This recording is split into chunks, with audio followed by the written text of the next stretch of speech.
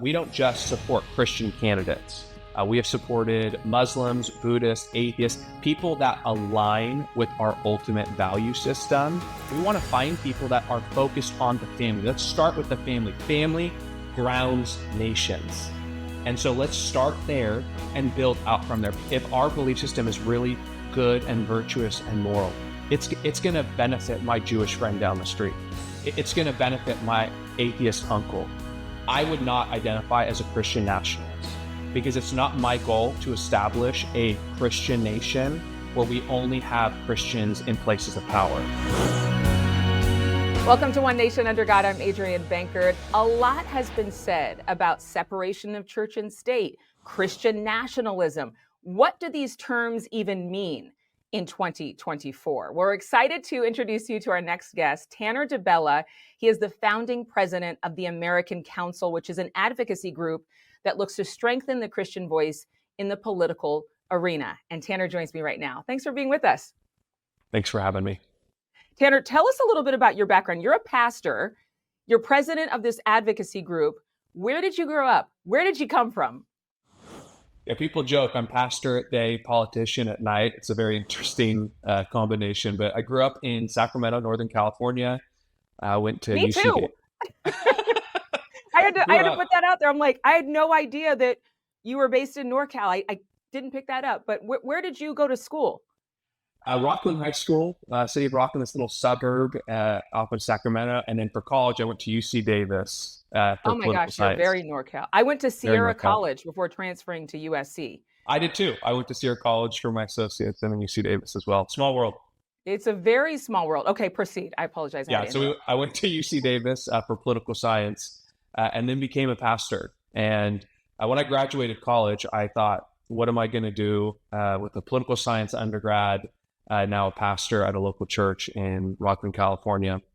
And fast forward to 2019, as a local pastor, I was realizing there were a lot of people in our local congregation, our parish, that were pretty disengaged from the political process. They didn't know how to vote, those that did, and many were not choosing to engage in that civic duty. And so I started an organization in 2019 with Dr. John Jackson and a few others, basically aimed at how can we get Christians re-engaged in our local community in the process of voting. And so it started out as that. And for the last 6 years, it has taken on kind of a new identity. And we've become kind of statewide. We're on the West Coast, engaging Christians in all 58 counties of the state of California, really trying to strengthen their voice and help them understand why it's so important that as the church, that we're dialoguing and educating each other on these important issues. And so being a pastor, it's been a really interesting dynamic operating in both of those spaces and trying to re-engage people. Well, a lot of people would say the church should stay out of politics. I've heard the opposite from a lot of pastors lately who feel that their congregations aren't educated, aren't voting.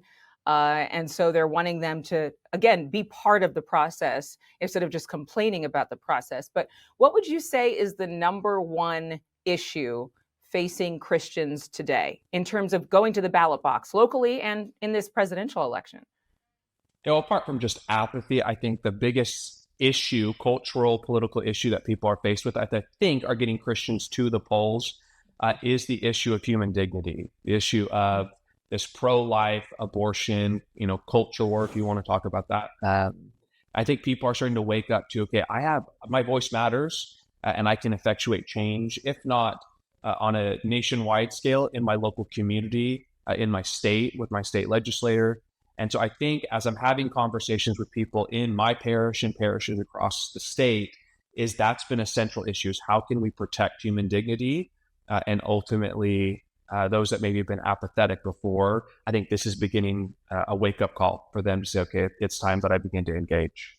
It's interesting that you say that. And I think I have to speak up for communities that I've been around just in covering this particular part of life for so many across America.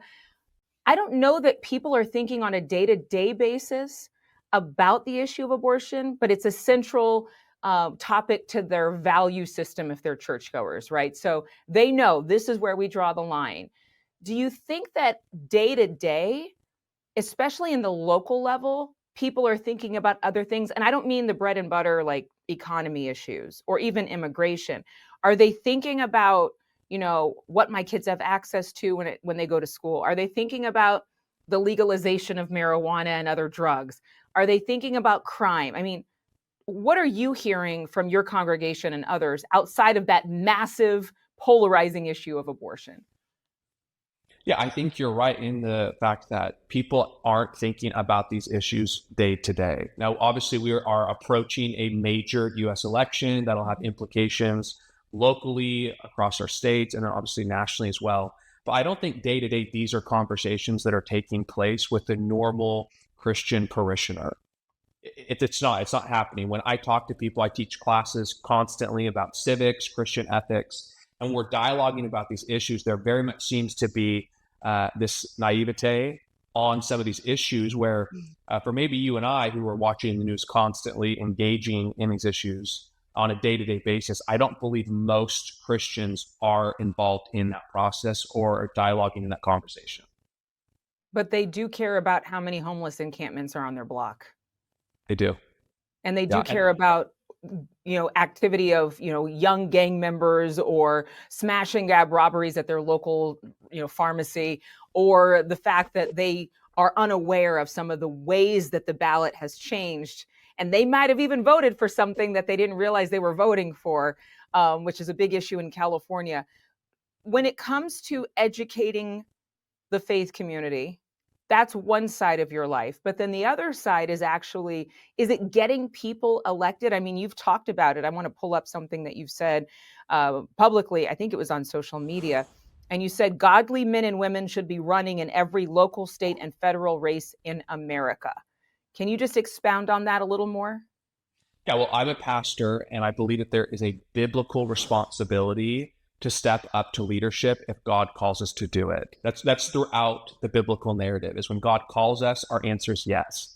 And I think for a lot of people, like we just discussed, there's been this apathy or this apathetic attitude towards politics that somehow, because we believe in a deity, that we should not be involved in what's happening in our local communities, which is a farce. And so my desire is to see men and women of religious conviction, of good morals, values, with integrity, that are running for their school board, their city council, their water board. I mean, across the spectrum, because it's about representation. If we have a community that's made up of Christians and Muslims and Catholics and Hindus and Jews, should there not also be leaders of elected positions that represent those communities? And for me, I'm in California. I'm in the biblical Babylon, like I say, in the United States. Babylon. Biblical Babylon. Is that a hashtag? It is. But there's very few bodies that I believe in California that represent my voice and my values. And so it's important, like the state of California, we are encouraging people in their local parish to run for local seats. Those aren't political seats, at least they're not supposed to be. And so do the right thing and seek the welfare of the community that you're in. And who better to do that than people that possess good integrity, good moral, and good virtue? And so, yes, we encourage people to run and we help them. I want to get back to the moral question, but is it true that you have helped, or the American Council has helped, over 1,000 candidates get elected? And if so, which offices and what cities? Yeah, we have helped with this election. When we get done, we will have helped 1,500 candidates. Wow. And they span from, like I just gave some examples, from water districts, school districts, county board of supervisor, our state legislator, and Congress. And so the spectrum in which we engage in that political process is great, but we do really engage at the local level, but it's across the state. There's 58 counties in California. We have recruited, trained, and supported candidates in every county in the state. And other states as well, with Tennessee, Texas, Arizona, Nevada, Washington. And so we're outside of just this, Sacramento bubble, but it's our desire to really begin to empower people in the area of education, which is our school board, and in state legislators. Those two bodies are really important to our mission. So do people who happen to have a strong faith background or conviction, as you said, do they contact the American Council and say, hey, I'm raising my hand, I need your help? Or do you seek out these particular candidates and then back them? Is it backing them financially? Is it spreading the word with those on your, newsletter list? What exactly do you do? Kind of a mixture of both. I mean, we have a political action committee that vets candidates. So we have hundreds of candidates that will fill out an endorsement form and we'll vet them. And just to clarify, we don't just support Christian candidates. We have supported Muslims, Buddhists, atheists, people that align with our ultimate value system. We're on board to support. And so they will do an endorsement request, and then we help them through multiple avenues. If they're new to this process, we give them training. We connect them with a campaign manager and consultant. We give significant funds. We pour a lot of money into these races across California. And then we use our influence and our reach to get the word out about these great candidates. We do family voter guides throughout the state of California and on the greater West Coast. And we provide that to people to show these are people that in our purviews, we've vetted these candidates are aligned with protecting children and protecting families. Okay, so you said you've backed Muslims, Buddhists, Christians, And atheists. And atheists. But what are the values that those particular people hold that are synonymous with what you say is your mission for this organization? Well, when you look at the values of being a Christian, what does that represent? And people have different answers for that.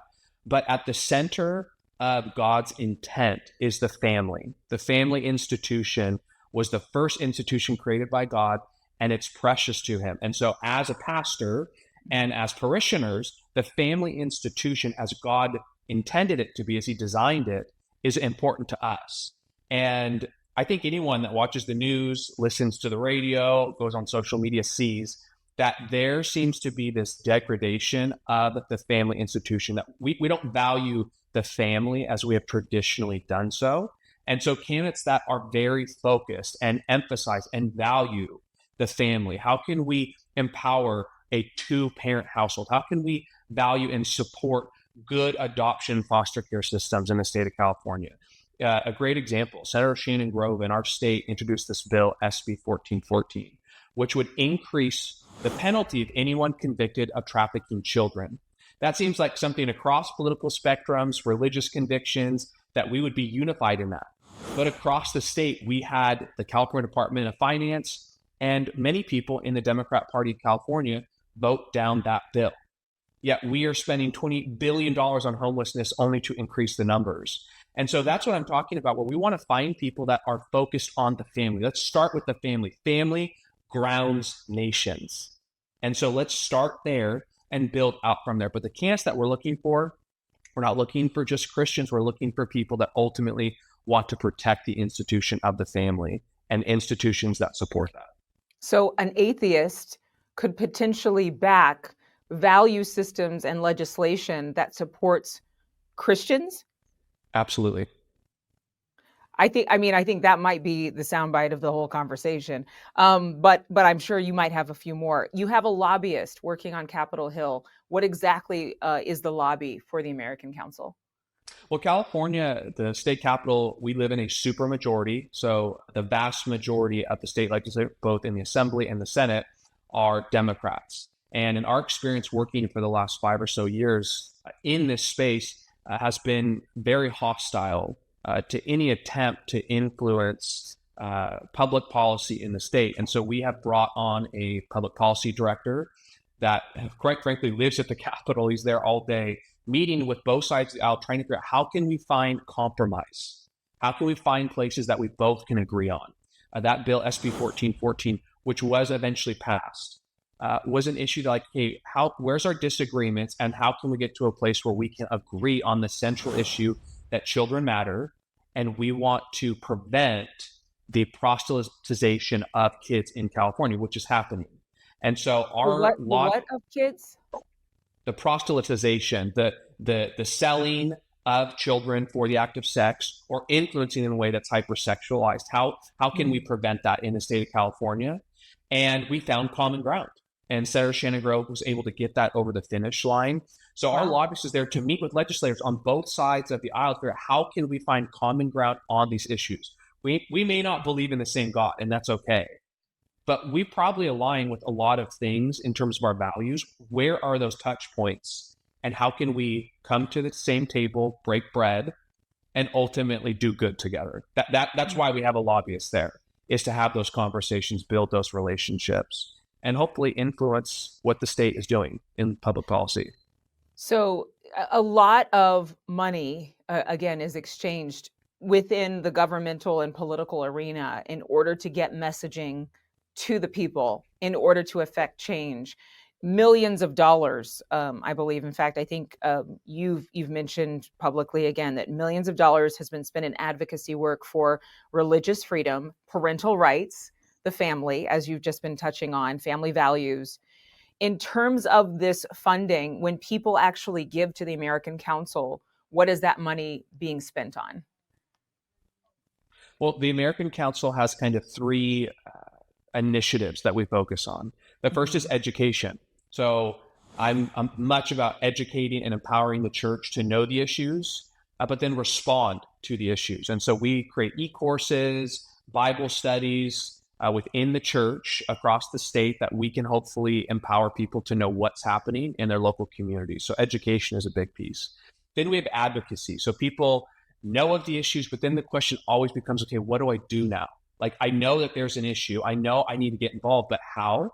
And so we've created many kind of action pieces for people to hold their legislators accountable. So we've developed this platform that allows people to see there are thousands of bills in the state of California, and it's hard to decipher what's happening, what's real, what's not real. And so we have a platform that we've developed that allows people to go on this platform, see the bills that are going to impact them, their families, their churches, their communities, and then give them easy ways to contact their legislator, whether it be a phone call, a pre-written letter, attending the hearings. And so we mobilize thousands and thousands of people across the state to get involved in those measures. And then we also have our election piece, which is where we are actively recruiting moms, dads, pastors, lay ministry people, uncles, aunts, grandparents, trying to get them involved, not just by attending hearings, but get involved by running for those seats, running for their local school board. So then we are recruiting them, but then we're training them and supporting them. So people are financially supporting the organization, the movement of the American Council. It's education, it's advocacy, and it's elections. In terms of this term that has come up so many times, just in the past 2 or 3 years, it feels like maybe a little longer, Christian nationalism. Yeah. When you hear that term, I'm sure you've been called a nationalist and your organization has been identified as nationalist. But then when you tell me that you've helped people get elected from all these different walks of life, what is the definition of Christian nationalism to you? And are you a nationalist? Well, Christian nationalism in the modern context is defined as a Christian who is attempting to, in the church, we call it dominion theology, where people with a religious conviction are attempting to place people in those religion at higher places of power than other people. That has been so politicized, and I believe there's been a lot of misinformation and hyperpolity around that issue. I would not identify as a Christian nationalist because it's not my goal to establish a Christian nation where we only have Christians in places of power. My desire is to have Christians involved and influence, just like every other group in the United States is afforded that same right. But it is not my desire to create a Christian nation where other viewpoints, other religions are snuffed out, and it's only the evangelical church that has the final word. That's the perspective, and I think the viewpoint that you hear in culture. I have been called a Christian nationalist. I've been called the Christian Taliban, a fascist, because there is this misconception that somehow, if you have religious conviction, that you don't deserve the right to engage in the political process. That's really what it comes down to, because other groups across the nation, we don't hear this issue, but for some reason, within the evangelical community, there is this grand threat to democracy.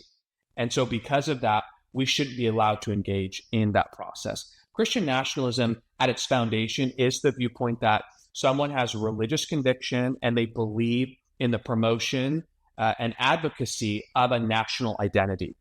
Those things can go sideways, and there's a lot of dangers to extreme nationalism. I would not view myself in any regard as a Christian nationalist, but I am somebody who loves my nation and someone has a deep religious conviction.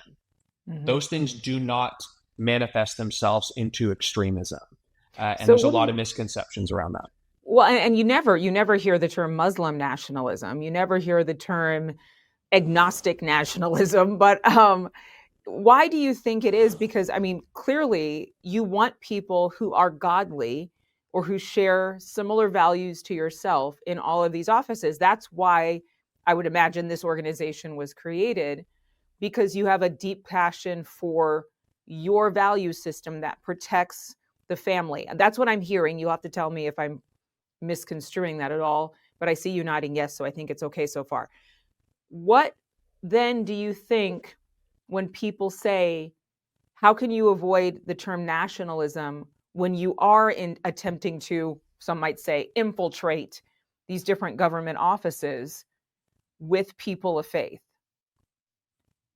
Well, when I have those conversations with people, my question is simply this: are you attempting to do that as well? As a atheist or agnostic that I'll grab coffee with, and they make the claim that you're trying to force your religion on me. Well, it's an interesting accusation, because when my atheist friend goes to the ballot, they have a moral standard.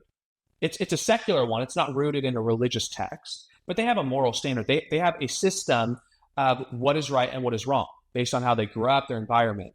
So when they go to the ballot, they are attempting to force their moral standard on me. And no one decries that. No one speaks out against that. But when someone that's an evangelical goes to the ballot, there are these accusations that you're forcing your moral standard on me. That's politics. That is literally the civic process. We all have an idea of a moral standard of how we should live and how society should look. And so when we're going to the ballot, it's not forcing religion. There are many laws throughout the history of the United States that were based in a religious conviction, but that does not just establish a religion. Laws against polygamy are rooted in a religious conviction that polygamy is wrong. No religion was established. Laws against murder are rooted in a religious conviction that murder is wrong.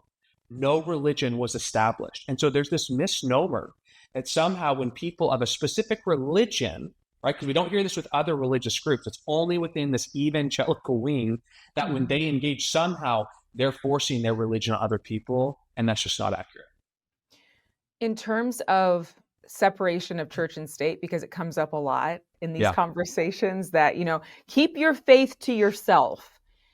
What do you tell people who say, why can't you just quietly be a Christian or a pastor and then stick to the issues or stick to the policy?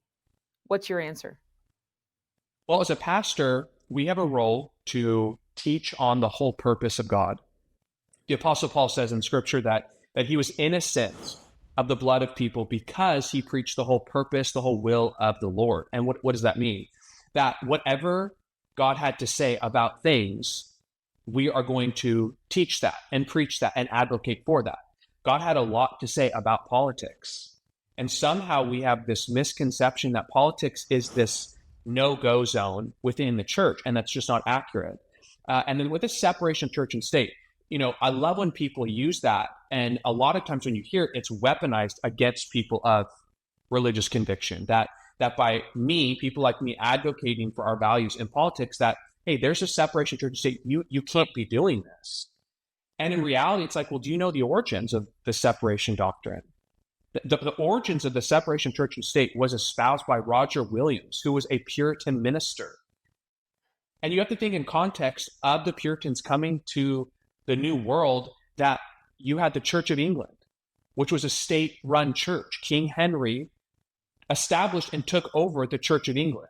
So the separation doctrine was meant to be a framework in which the government never espoused and knocked down the doors of the church. That does not mean that people of religious conviction can't exercise their civic duty to effectuate change in their local community. Yeah. And so this doctrine of separation has been used to muzzle the church. But in reality, no, it's to protect the church. I'm a proponent of separation. The state has a responsibility and the church has a responsibility. But there is a moment, and when we come to an election season, where people within the church have a responsibility and have a privilege and right to engage in the affairs of the state. In terms of having these conversations, has it been difficult for you? Has there been a challenge in asserting yourself as someone who believes something that a lot of people don't, which is that it is super crucial to affect change that is rooted in godliness? Yeah, it's been very challenging. Friends, family, neighbors, people that I have pastored have bought into some of these misconceptions that we're talking about here in this segment. And because of that, this kind of mob mentality has happened where I've lost a lot of relationships because of this. I'll never forget that during COVID, we made some hard positions as a church, but then for myself within the organization, the American Council, and people posting my address online, people showing up on my street, having to hire security, people attempting to storm the doors of our church and having the SWAT team surround our parish as we're Why? worshiping, because people so fundamentally disagree with the position that we're talking about here that they believe it is so dangerous that they are willing to use violence and hostility to silence it. Hmm. And that's the position that we find ourselves in. And it can be discouraging. I mean, when the rhetoric of what you're doing is so villainized over and over and over again, people begin to respond in a negative way. We know that words have power, and harmful rhetoric around what we're doing produces mentalities and opinions that can be dangerous. I've talked to a number of different groups on various sides of these issues, and many of them say something very similar. Basically, that the faith, in your case, the Christian faith, should not be beholden to a particular party or particular policy or particular personality. I often remind people that during the time of the pandemic, particularly in the state of California, there were very harsh rules surrounding church services. And that while liquor stores remained open, Costco remained open, the church had to close its doors.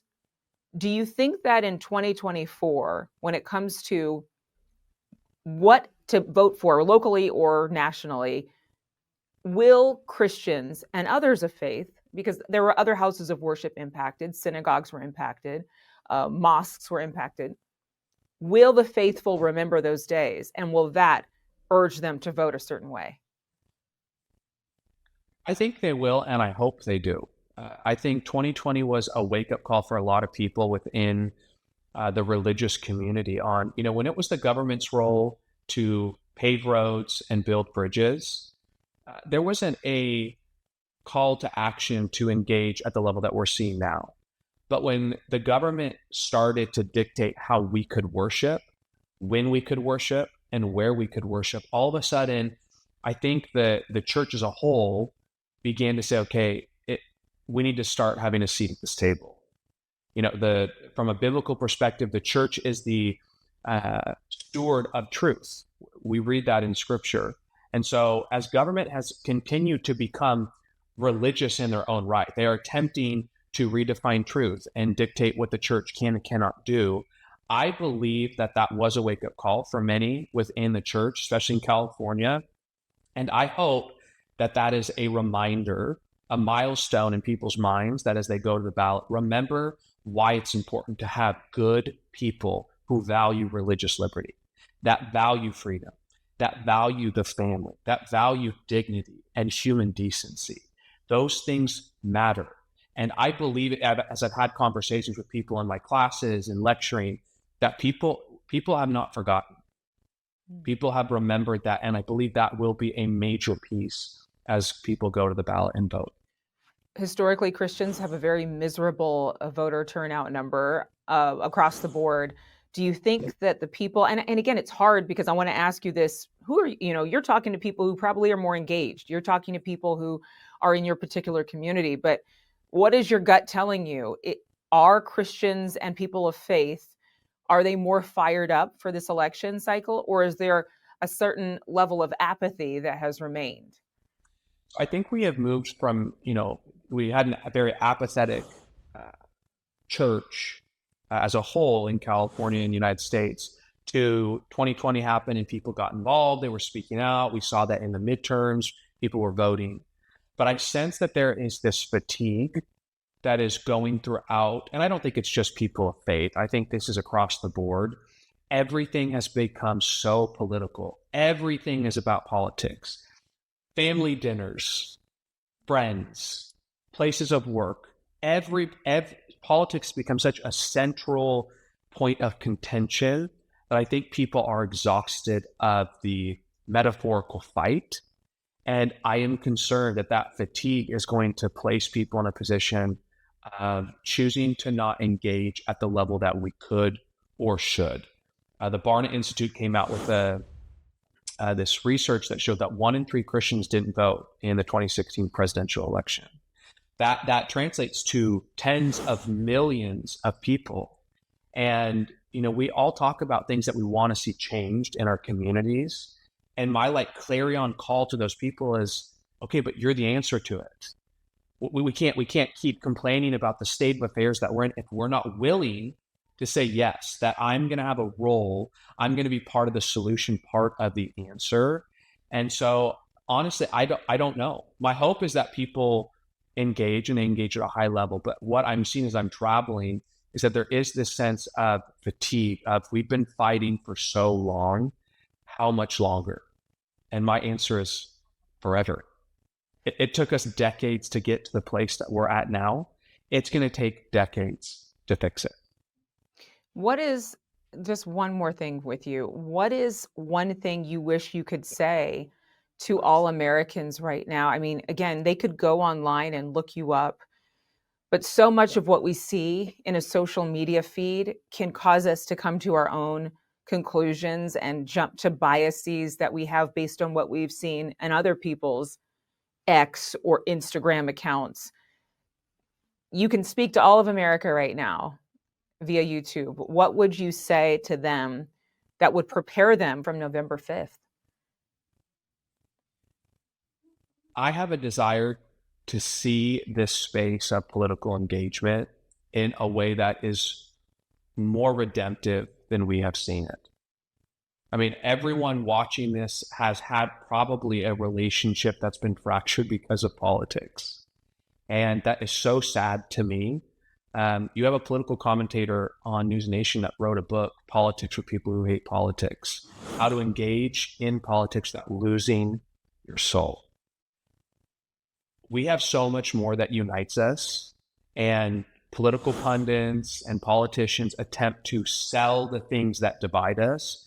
But I really believe that there are many things, there's values and virtues and principles that unite most Americans.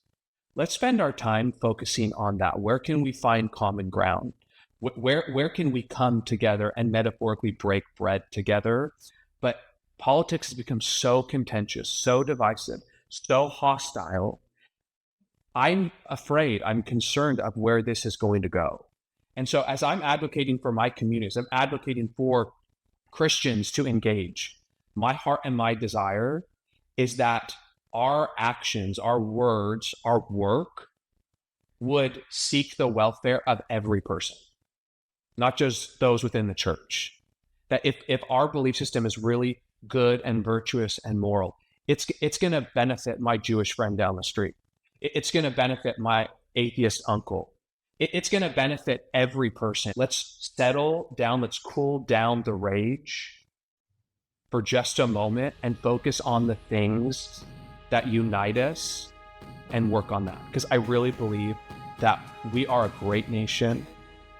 The voters in this nation, I know, all care about families and the welfare of their communities. Let's focus on those things and spend just a little less time on the vitriol and hostility. And I think that is going to be the thing that saves this nation. Let's be one nation under God. Amen. Tanner DiBella, thank you for being with us. Thank you. Thanks so much for watching. Go to joinnn.com to find NewsNation on your television provider. And don't forget to click the red subscribe button below to get more of NewsNation's fact-driven, unbiased coverage.